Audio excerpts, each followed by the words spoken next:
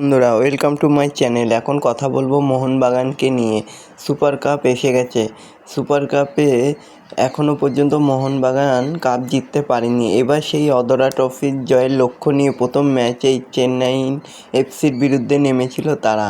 তাতে অবশ্য ক্লিনশিট রেখে 2-0 ব্যবধানে জয় পেয়ে সুপার কাপ অভিযান শুরু করলেন মোহনবাগান।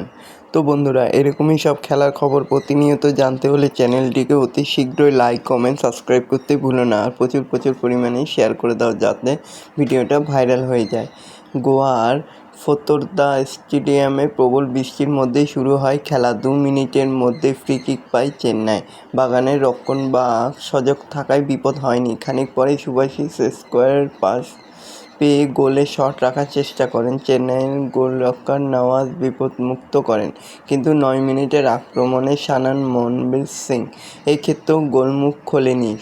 সৌজন্যে নওয়াজ ফিরতি বলে লিস্টন কোলাসের শট নিলেও চেন্নাই ডিফেন্স তৈরি ছিল, কিন্তু 21 মিনিটে তারকা আলবের্তো রদ্রিগেজের প্রচেষ্টাও ব্যর্থ হলেও প্রথম 30 মিনিট পর্যন্ত তিনটে ফ্রি কিক আদায় করলেও বাগানের রক্ষণকে পরীক্ষার মুখে ফেলতে পারেনি চেন্নাই।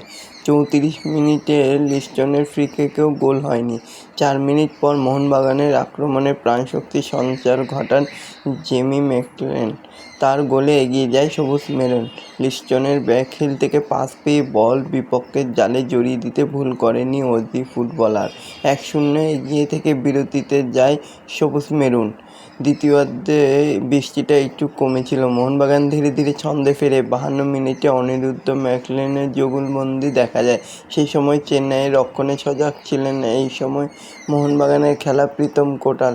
54 মিনিটে ম্যাকলেনের বক্সের ভিতরে একটি থ্রো বল পেয়ে কাজে লাগাতে পারলেন না। চেন্নাই মাঝে মধ্যে প্রতি আক্রমণ করে বটে, কিন্তু ফলপ্রসূ হয়নি। 67 মিনিটে ব্যবধান বাড়ান ম্যাকলেন। মনবীরকে পাস বাড়ান শুভাশিস, আর মনবীরের ক্রস থেকে ফের গোল করেন জেমি। একেবারে শেষে ক্লোজনের শট অল্পের জন্য লক্ষ্যভ্রষ্ট না হলেও ব্যবধান কমাতে পারল না চেন্নাই।